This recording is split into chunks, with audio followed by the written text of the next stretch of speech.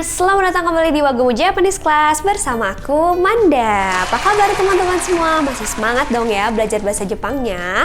By the way, akhir-akhir ini aku lagi senang melakukan live stream di YouTube ya, pastinya dengan mengundang orang-orang sukses dengan skill bahasa Jepangnya. Nah, tujuan aku tuh ya, biar kalian para learners ya semuanya bisa tahu nih kira-kira potensi pekerjaan atau prospek pekerjaan kalian ke depannya itu seperti apa sih?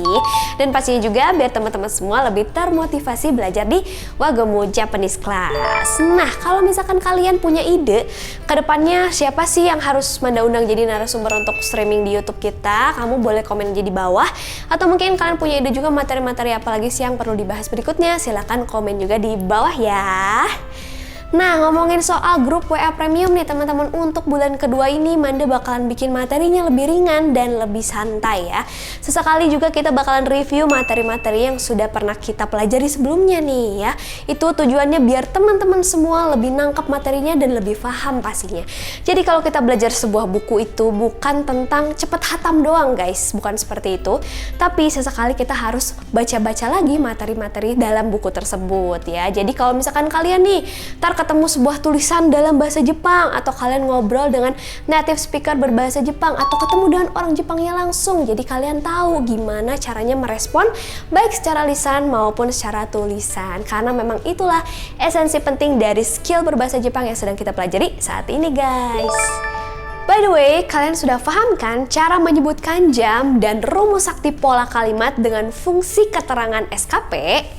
Nah, hari ini aku akan review lagi nih tentang partikel penanda keterangan dalam bahasa Jepang ya. Sebenarnya itu tuh rada banyak teman-teman, tapi aku akan coba pisahin ya menjadi 3 golongan. Yang pertama ada keterangan waktu, terus ada keterangan alat, dan juga keterangan tempat.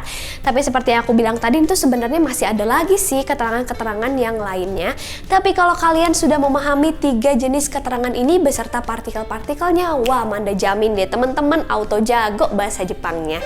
Gak percaya? Makanya dengerin dulu ya penjelasan aku.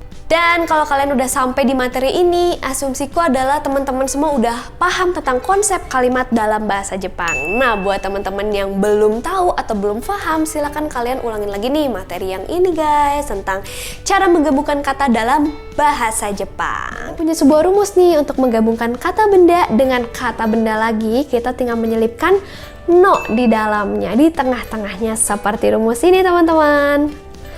Jadinya kata benda 3 no, kata benda 2 no, kata benda 1 begitu. Nah, buat yang udah paham, yuk kita langsung lanjutkan aja materinya. Pertama, ada partikel penanda keterangan waktu ni. Nah, partikel ni ini dipakai untuk menandakan keterangan waktu yang spesifik teman-teman. Spesifik itu misalnya angkanya jelas ya, jadi ada angkanya nih untuk menyatakan jam, bulan, atau tanggal. Nah, kalau misalkan angkanya nggak spesifik, teman-teman nggak usah pakai partikel ni juga nggak apa-apa ya. Selain partikel ni, ada juga partikel kara made, yang artinya adalah dari sampai. Nah, partikel ini dipakai untuk menunjukkan rentang waktu tertentu teman-teman. Misal nih, contoh kalimatnya Manda bilang, papa aku kerja dari jam 8 sampai dengan jam 5 sore nih. Nah, itu kalau di bahasa Jepangin jadi kayak gini. Chichi wa 8 ji kara 5 ji made hatarakimasu. Kayak gitu teman-teman. Loh, kok Cici kenapa nggak pakai otosang?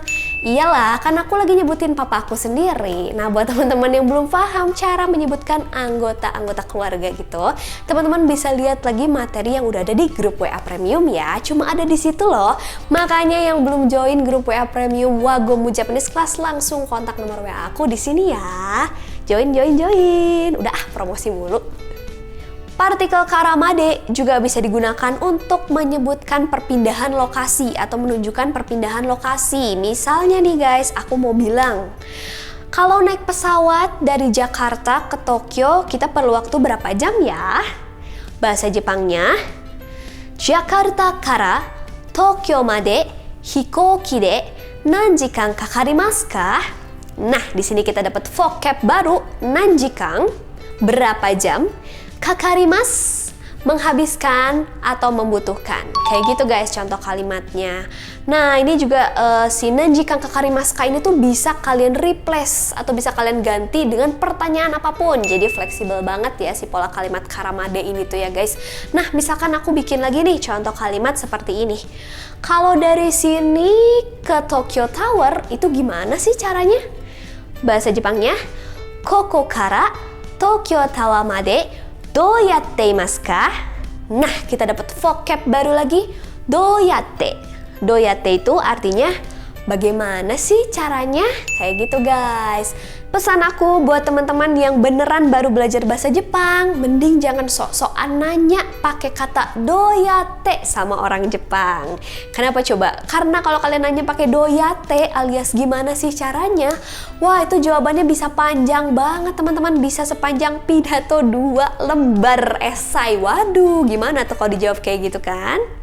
Selanjutnya ada partikel penanda keterangan alat yaitu partikel D. Nah untuk materi ini sebenarnya aku udah jelasin cukup lengkap ya di video yang ini guys.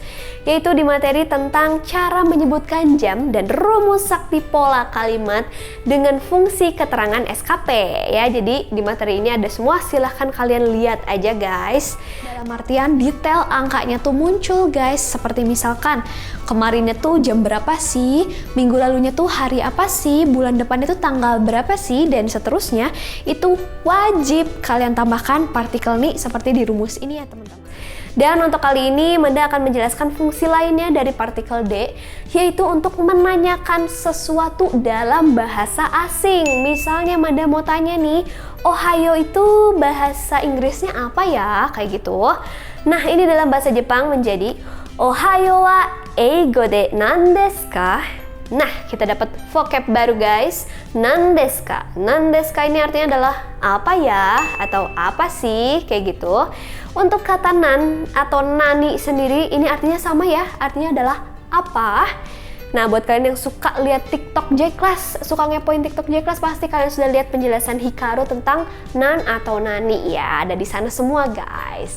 Nah, buat teman-teman yang pembelajar pemula nih, Manda tahu banget kalian pasti suka banget pakai pola kalimat kayak gini nih.